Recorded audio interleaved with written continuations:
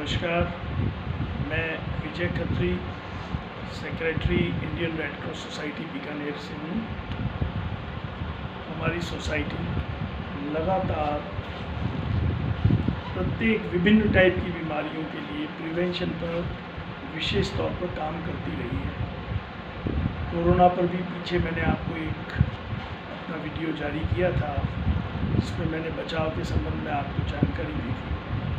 आज मैं एक नई जानकारी देने जा रहा हूँ। आप अभी देख रहे हैं आने वाला समय इस संक्रमण के बढ़ने का समय होगा। मैं ये बात डरने के लिए या डराने के लिए नहीं कह रहा हूँ, परंतु स्थितियाँ विकट हो सकती है। अस्पतालों में जगह की शॉर्टेज हो सकती है। रास्ते हैं, इसमें डरने की बात नहीं है, कोई इन सब बातों से घबराने की बात नहीं है।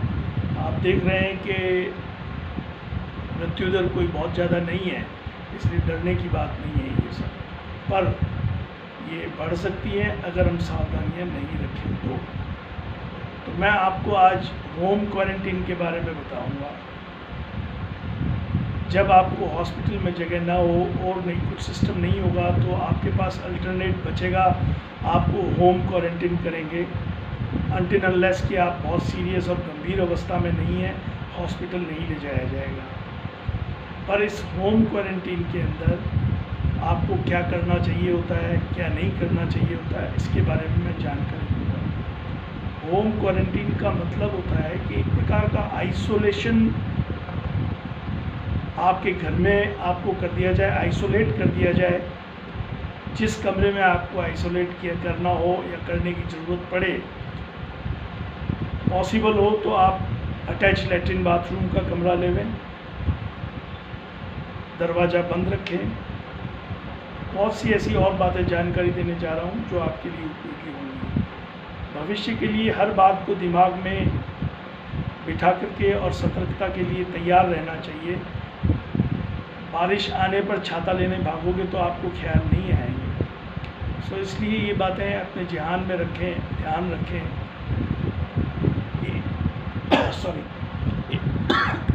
सॉरी होम क्वारंटीन टाइम का ये तो मतलब मान के चलें कि आप जो भी काम कर रहे होंगे आपको डायग्नोसिस डॉक्टर करेगा, आपको सुपरविज़न डॉक्टर करेगा, दिन में 3-4 बार डॉक्टर आपको बात करेगा,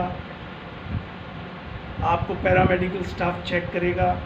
ये सब बातें तो आपके साथ होगी ही होंगी, परंतु आपको जिन बातों को ध्यान रखना है उसमें महत्वपूर्ण बात यह है कि आपको हर 4-4, 6-6 घंटे के अंदर अपना मास्क बदलना है। मास्क लगाए हुए ही रहना है आपको। मास्क क्यों बदलना है उसकी जानकारी आपको है, क्योंकि अगर आपको छींक या कोई खांसी या कुछ ऐसी चीज़ आपसे उबासी या कुछ ऐसी चीज़ होती है तो आपके ड्रॉपलेट्स बोलने पर भी बाहर गिरते हैं, तो वो उनसे प्रोटेक्ट होते हैं।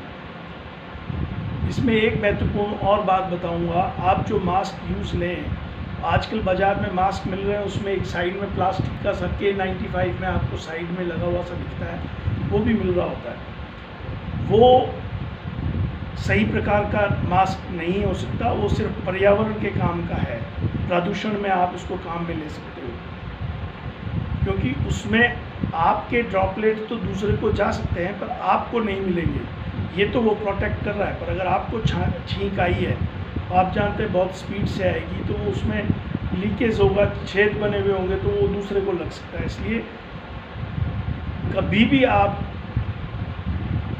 मास्क खरीदें तो सिंपल जो 5 लेयर मास्क K95 यही आपको प्रयोग में लेना है अगर आप संक्रमित हो गए हैं तो ये बात है। दूसरी बात कि हर 6 घंटे 4 घंटे में आपको बदलना है। इस बीच भी अगर ये बोलने से या खांसी से या अंदर से गीला हो जाता है तो आप इसको डिस्ट्रॉय करेंगे। मास्क को अक्सर हम लोग देखते हैं उठा कर किसी का कचरेदानी में डालता है, कोई कचरेदान में डालता है। ये बिल्कुल गलत बात है। आप मास्क को कचरेदान में डालने से पहले उसको पहले सैनिटाइज़ करें, अंदर बाहर से अच्छे तरीके से कैंची से काटें और डस्टबिन में डालें, ताकि गलती से भी उसका कोई उपयोग ना करे और उसमें अगर कोई जो बैक्टीरिया लगे हुए हैं वो एकदम ख़त्म हो जाए। तो इसलिए आप उसको काट के सैनिटाइज लगा करके और डस्टबिन में डालेंगे।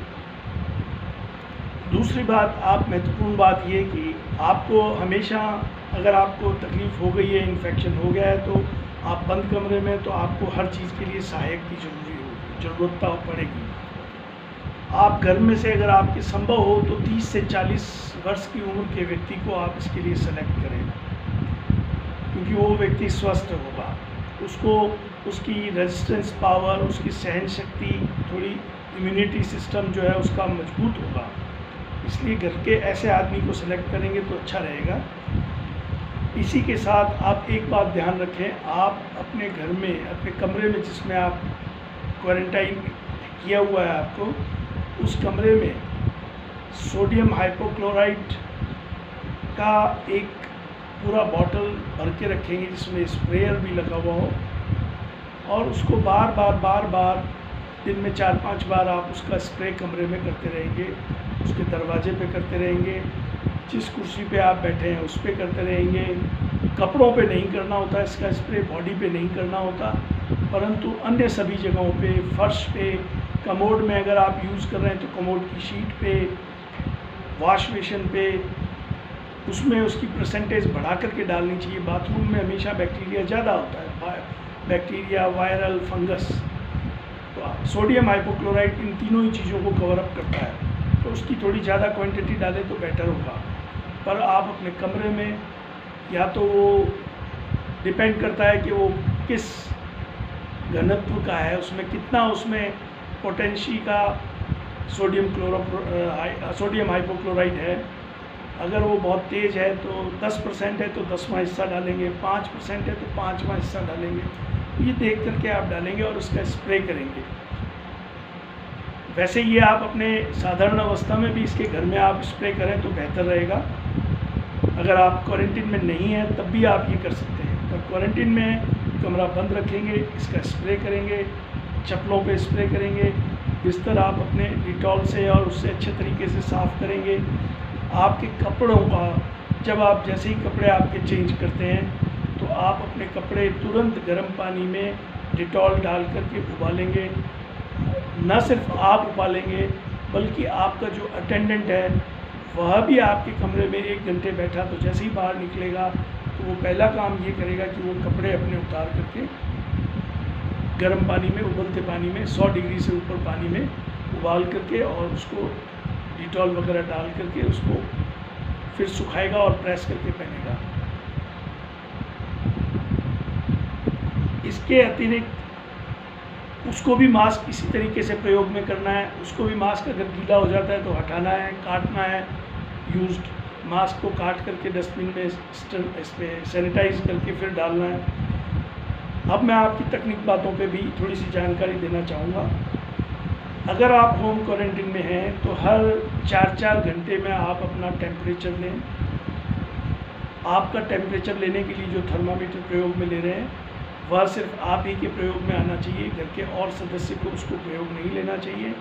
उसको बार बार डेटॉल के गीले कपड़े से साफ़ करते हुए रखना चाहिए प्रयोग के लेने के बाद में, जिससे और किसी को इन्फेक्शन नहीं फैले। और ये सब आप टेम्परेचर आप अपनी डायरी में नोट करेंगे। डॉक्टर ने जो दवाइयाँ बताई है उसको टाइम टू टाइम लेंगे। जैसे सपोज आपको किसी ने बोला 4-4 घंटे में दवाई लेनी है, तो आप उसको 4-4 घंटे में लेंगे, रिकॉर्ड में दर्ज करेंगे, अपना खान पान भी दर्ज करेंगे। जैसे सवेरे चाय ली तो इतनी चाय ली हमने, पानी पिया तो दिन में हमने 6 लीटर पानी पिया, 4 लीटर पानी पिया। इस टाइप की सारी जितनी भी गतिविधियाँ आपकी होगी वो सब उसमें नोट होगी। चूँकि आपके पास अस्पताल की तरह डॉक्टर 24 घंटे उपलब्ध नहीं है, और अगर आपको कोई इमरजेंसी लगती है, कोई आपको लगता है कि भी मुझे ये तकलीफ़ है, तो आप तुरंत अपने चिकित्सक को बात करेंगे, उसको समस्या बताएंगे या पैरामेडिकल स्टाफ को बताएंगे। अगर आपको इसी बीच में अगर आवश्यकता होती है, चिकित्सक को लगता है कि भी इसको हम होम क्वारंटीन में मेंटेन नहीं कर पाएंगे, इसका ट्रीटमेंट ठीक से नहीं कर पाएंगे, तो वो आपको अस्पताल में शिफ्ट करेगा। यानी अस्पताल इमरजेंसी, एक्सट्रीम इमरजेंसी के काम आएगा, बाकी व्यवस्था आप घर में भी कर सकते हैं। ये सिचुएशन आई नहीं है, मैं आपको फिर बता दूं, अभी आपको अस्पताल में जगह होती है, एडमिशन मिल जाता है। मैं आपको भविष्य की सूचना और सतर्कता रखने के लिए ये सब जानकारी दे रहा हूँ, मेरा उद्देश्य इतना ही है।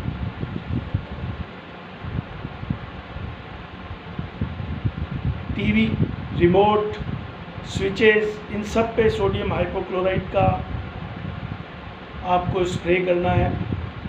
संभव हो तो आप पेपर नैपकिन अच्छी क्वालिटी के यूज़ करें और उसको यूज़ करने के बाद में वही सोडियम हाइपोक्लोराइट का स्प्रे करके यूज्ड जो नैपकिन है, पेपर नैपकिन, उसको डस्टबिन में डालें, नया निकाल लें आप। और जो आप टेस्टिंग करते हैं वो आपको मैंने बताया कि आप नोट करेंगे, दवाइयाँ नोट करेंगे और दर्ज करेंगे खान पीन की डिटेल भी, और ये हर तारीख को आप उस पर तारीख डालते जाएंगे कि भाई आज की तारीख का ये शेड्यूल रहा हमारा, मैंने इतना बार यूरिन पास किया, ये खाया, ये पिया, ये दवाई इतने बजे ली, इतने बजे बुखार चेक किया और मेरा ये टेम्परेचर था। सैनिटाइज़र्स भी आदमी को अच्छे प्रकार के ही प्रयोग में लेने होंगे। आप समझ सकते हैं कि बाज़ार में आजकल हर चीज़ अच्छी भी आ रही है और बुरी भी आ रही है, तो आप कोशिश करें अच्छी चीज़ ही प्रयोग में लें।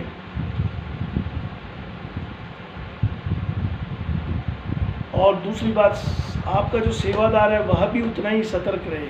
आप बार बार साबुन से भी 6-7 बार अपना हाथ धोएंगे, और हाथ सिर्फ आप अपनी अंगुलियों और इतना हाथ नहीं धोएंगे, उसके ऊपर 2-3 सेंटीमीटर ऊपर तक आप अपने हाथ को साबुन लगाएंगे। अगर आपने कड़ा या कोई ऐसी चीज़ पहन रखी है तो उसको भी, बल्कि मैं ये कहूँगा 20 सेकंड की बजाय 40 सेकंड भी अगर आप हाथ धोएं, साबुन रगड़ें हाथ पे, और तो आपको ज़्यादा बेहतर होगा, उसमें चांस कम होंगे।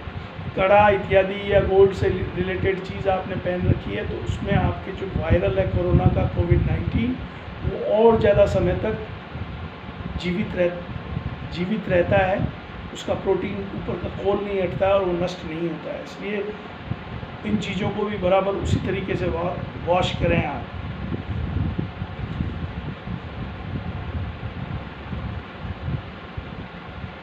मरीज को हमेशा हैंड ग्लव्स पहने रखने हैं, कोई भी काम हैंड ग्लव्स पहन के करेगा, हैंड ग्लव्स यूज़ करने के बाद में डिस्ट्रॉय करेगा। उसका अटेंडेंट हर काम हैंड ग्लव्स पहन के करेगा, वो भी डिस्ट्रॉय करेगा। जैसे अभी आपको पानी पिलाने के लिए अंदर आया तो पानी पिला करके वो कुछ देर बैठ करके आपका डिस्ट्रॉय करेगा। दूसरा, अटेंडेंट का एक दायित्व सबसे बड़ा होगा, वो ये होगा कि अटेंडेंट आपको मेंटल बूस्टर भी दे, मानसिक तनाव से आपको दूर करने के लिए हल्की बातें बताए, आपके पास बैठे, जिससे मरीज का मनोबल बढ़ता है। आप अपना टाइम बुक्स पढ़ने में बिता सकते हैं, टीवी देखने में बिता सकते हैं, मोबाइल पे आप अपना बिता सकते हैं। मोबाइल पे आप अपने बाहर बैठे हुए रिश्तेदारों से बात कर सकते हो, वीडियो कॉन्फ्रेंस करने की फैसिलिटीज़ है, आप उनसे वीडियो चैट कर सकते हो। तो आपके पास साधन की कमी नहीं है दिन भर टाइम पास करने के लिए। और अगर आप ये सब बातों में अपने आप को इन्वॉल्व रखेंगे तो आप बीमारी के लिए बहुत ज़्यादा सोचेंगे नहीं। आपको सतर्कता के बारे में सोचना है, या कोई आपको ऐसा लक्षण दिखाई देता है जिसकी आपको ज़रूरत है डॉक्टर को बताने की, तो वो नोट डाउन करके वो बताने की ज़रूरत है। अन्यथा आप मान के चलें मृत्यु दर बहुत कम है। बीमारी आपके लिए एक तकलीफ थोड़े समय की है जिसे सतर्कता से आप टाल लेंगे, ठीक है ना। इस चीज़ का आप ध्यान रखें। अब आपको जो भोजन दिया जाता है, थाली दी जाती है भोजन की आपके लिए, आप ध्यान रखें वो थाली आपके टॉयलेट में ही साफ़ हो। बाहर अटेंडेंट आप उसको साफ़ नहीं करेगा, और साफ़ करने के बाद में सोडियम हाइपोक्लोराइट से साफ़ करेगा, फिर साबुन से साफ़ करेगा, फिर नैपकिन से सुखा करके एक पॉली बैग के अंदर डाल के अंदर बंद कर देगा। ग्लास, थाली, कटोरी, चम्मच, सब कुछ। और जो भी चीज़ वो आपको देगा तो हमेशा आपसे दूरी बना करके रखें 2-3 मीटर की, क्योंकि आपके बिल्कुल पास आकर के वो काम नहीं करना है उसको। आपके ओढ़ने के चादर इत्यादि को भी, और टवल, बेडशीट को भी बॉईल करना है, पिलो कवर को भी बॉईल करना है गर्म पानी के अंदर डाल करके, फिर उसको सुखाना है, और संभव हो तो प्रेस भी करें।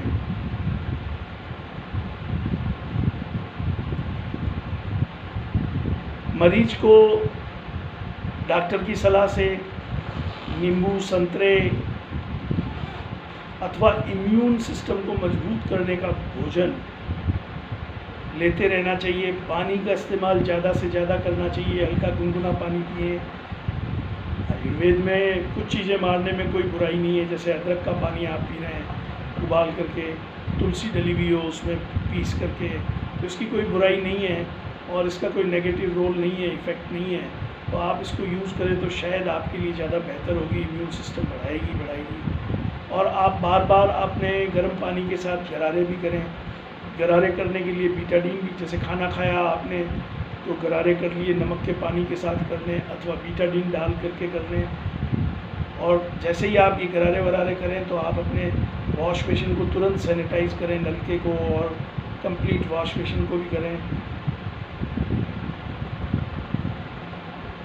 मरीज को हमेशा अकेला छोड़ने की कम कोशिश करें। एक डिस्टेंस पर अटेंडेंट को बैठे रहना चाहिए, जिससे उसको लगता रहे, मन बहलता रहे उसका। मैं एक बात, थोड़ा सा ऑड सी बात है परंतु फिर भी बताने की आवश्यकता है।